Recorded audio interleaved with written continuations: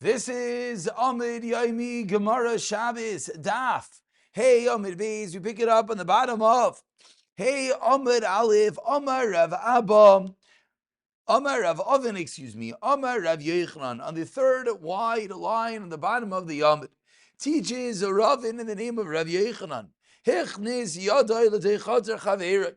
Someone sticks his hand into his friend's field, V'kibel Meg Shamim V'Haitzi, and he is Mikabel. He catches, so to say, rainwater, and then he brings it out. So similar to the case of the Mishnah, one is hands is into another's rishos, and then he seemingly catches the rain is falling. He catches the rainwater, and then he pulls it inside. Says Rav in Amar Yochanan Chayiv.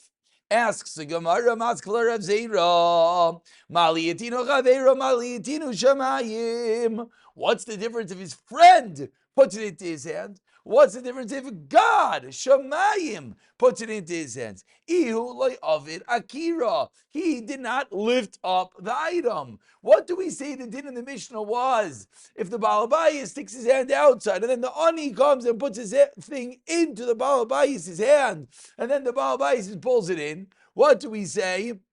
We said in such a scenario that the Baal Bayis is Potter. Why? Because he did not do both halves of the Maisa. All he did was the Hanacha. He didn't do the Akira, he didn't pick it up, because the Ani put it into his hand. So says the Gemara, I don't understand. If I stick my hand outside and then rainwater falls into my hand, I also didn't do the Akira, I didn't pick up the item.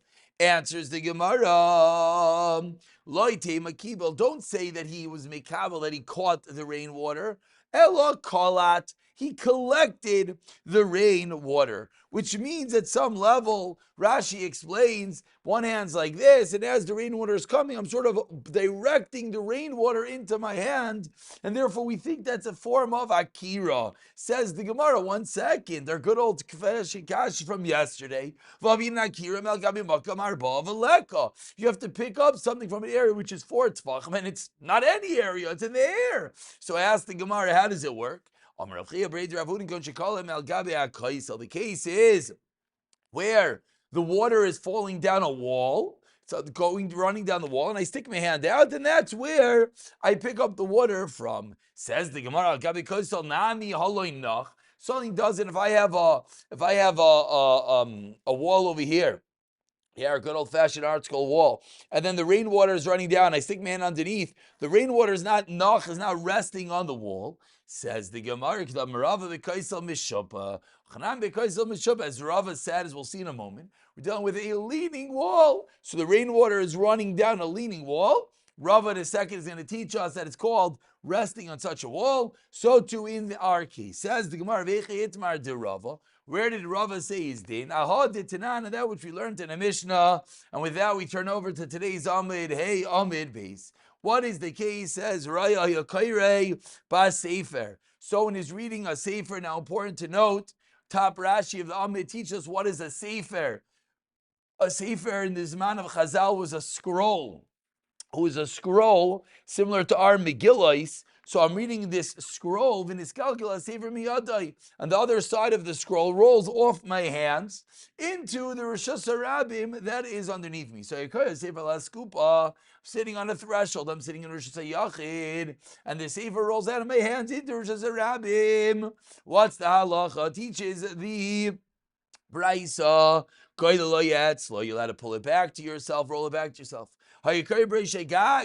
Excuse me, that's if it's an askupa. I said askupa is just a yachid. That is incorrect. Skupa is some sort of medium level rishus, as we'll see. But now says the Gemara, what if I'm reading on top of a roof, which is a rishus hayachid, and the same thing happens. I'm sitting on my roof, and the sefer rolls out of my hands. As long as it's not reached within 10 tefachim of the ground, meaning as long as the sefer is above 10 tefachim, so we know already above 10 tefachim is called a makayim pitur, then goylayat, you let it roll it back. Once the sefer rolled all the way down and now it's within 10 tefachim of the ground, so now it's properly suspended in Rishus Harabim, then you're not allowed to pull it back, and rather, you flip over the sefer onto the ksav. Why? You don't want it to be exposed to the elements, and you just want it to preserve itself over Shabbos. That is a braisa. V'haviran ba, and we wondered on this braisa. Amai hoivchal ksav. Why are you flipping over the sefer on the inside? Halaynach. But it did not rest, meaning if it's hanging off, suspended in midair, very good, it goes all the way close to 10 tefachim of the ground, but it's still dangling. So why am I not allowed to pull it back? Ve'amai Rava, and Rava explained what's the case. Because again, if you can envision, here's our wall, and we have someone sitting on top of the wall right over here, and a sefer rolls all the way down over here. So it's within 10 tefachim of the ground, but it's resting on the wall. And that's the case that Rava said it's considered nach, it's considered resting. That's why you're not allowed to put it back in. So Gemara wants to say that our case will be the same thing, that the rainwater is within 10 tvachim of the ground, therefore you cannot put it back in. Asks the Gemara 1 second, when the Rava says din, Sefer David dinayich, a sefer which is avid to rest, meaning it's a physical item, it's a hard item, it's a parchment scroll that's on the wall, and therefore it's going to be resting on the wall. Mayim, but water, very good that water is on a sloped wall, but it's in the middle of falling down. Ella Amai Rava. So after trying many different ways of explaining how the water could be on a wall, the Gemara says 10 lines down, the first one line is Ella, a noob shot. Ella Amai Rav Gon Shekalat Me'al Gabe Guma. The case that Rabbi Yochanan said that you stick your hand into a different rishos and you collect rainwater that you're chayiv is when you take it from on top of a hole. You have a hole in the ground and there's water there, so you stick your hand in and you take out the water. Says Guma Pshita, the water sitting on the floor. What's the chiddush? Answers the Gemara, Gishma. Come out, the time I would have thought. Mayim al gabe mayim lavanachi. If I have a well of water, for example, if you have a cup over here, we'll try to, I don't want to spill over here. Let's get a little bit more. There you go. So you can see the liquid. Oh, nope, we didn't spill. Baruch Hashem, that was close. You can see the liquid in the cup. So the question is, the top liquid is resting on the bottom liquid. So maybe liquid on top of liquid is not called resting. Kamashman, that's the chiddush of Rabbi Yochanan. That when I go and I scoop something out of this hole, even though the top liquid, the top waters are sitting in the bottom waters, that's the chiddush that you're still chayiv. Ve'oz da Rava l'taimei, and Rava is lishi tasei. Ta'amai Rava, as Rava has taught us, mayim. Al gabe mayim hainu anachasim. Water on top of water is called hanacha, but egois, as we'll see in a second, are not. Al gabe mayim lav hainu anchasa. If a nut is floating on top of water, then it would not be considered resting, and therefore you would not be over. For example, we'll give a very simple case. I have my cup of liquid over here. If I were to take the cover and I were to float it in the top, as you can see over there, so beautifully the cover is floating. So if I were to pick this up, it would not be called an akira. Why? Because it's not called the makayim of the hanacha. So now ask the Gemara. Let's get our case a little bit more. Ask the Gemara. So we just said that this item floating here is not called resting. What if inside this kli, I have my kli, what if inside here there's a nut?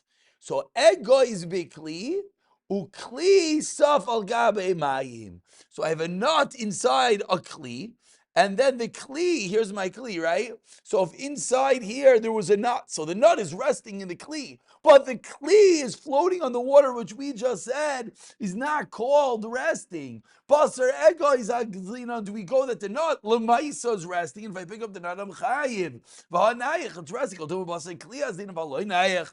Says the Gemara, Geshemak and Kasha Teiku. We got to wait for Eliyahu Navi in that case. And similarly, Says the Gemara, shemen safal gabi yayin, oil floating on wine, or Rashi says similarly, oil floating on top of water. We know oil's properties make it float to the top. This is the reason why Hanukkah, Shabbos candles, many people put oil and water, so the oil goes to the top. You don't have to fill up the whole cup. And now you want to know if you pick up that oil, is the oil called the resting? Says the Gemara, not shemen shesaf al gabi yayin. V'nogat tful yoim b'shemen, and a tful yoim touches the oil, loy pasal el shemen bilvad. Say the Tanakama, you only pasal up the shemen, even though the shemen is floating on the wine. It's not considered that you touch the wine, and therefore they're two separate entities. And therefore, you only passel up, you only metame the oil. And therefore, they're both considered to be connected, and therefore, they're both going to be tamei. And with that, we begin a new sugya, which will be the final sugya of the day. Amar Rav Avin. We're about 20 lines to the bottom. Aleph Reish. Amar Rav are the first words of the line. Amar Rav Avin. Amar Rav Amar Rav Yechon.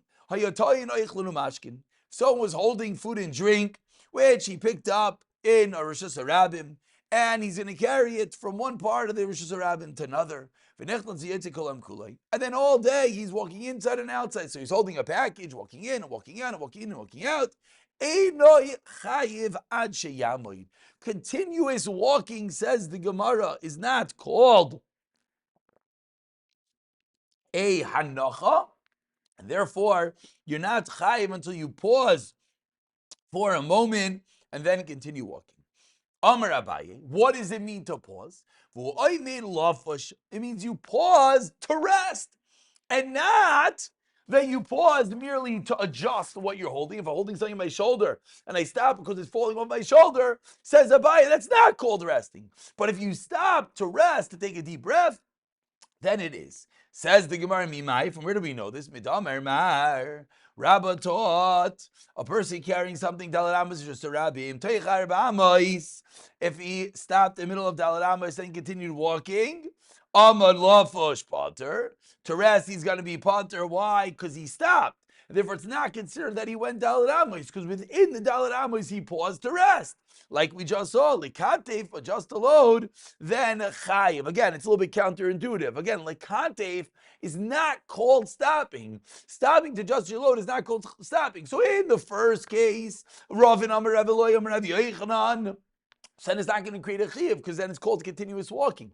In the second case, if you stop to adjust within Dalet Amos, then you continued, it's considered as if you continued walking. And then when you finish your Dalet Amos, you would be chayiv. Chutz l'arba amos, and of course the opposite, amalafash chayiv l'katev potter. My kamash malon, says the Gemara, what is the chiddush?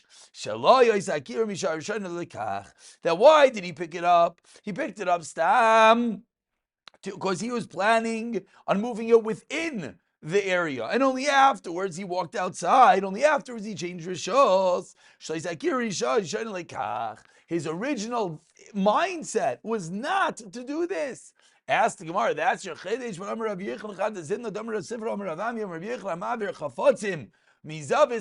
If you're carrying objects from one corner to the next, and then in the middle of your house, you're moving something from your dining room to the other part of the dining room, it's all fine. And then in the middle, v'nimlach, after you picked up your dining room chair, aleihem v'ha'itzion, you changed your mind and you brought it outside. So when you picked it up, what was your mindset? Not to bring it outside, not to violate Shabbos. And then you carry it outside. What's halacha potter? Why are you potter? You're potter because your original mindset was not to carry it out, not to do a akira and anacha. Answers the Gemara, you're right. Amarai ninu. It is the same din that we learned prior. Amar Amar lo b'hailish, Amar lo b'hayish. Ravilla said in one lashon, Rami said in another lashon. True, it is the same din, the same chiddush, that you need to have the mindset, the das, at the moment of the akira, the uprooting, at the moment of the anacha, they're putting it down. We'll pick it up from here. B'siyata dishmaya.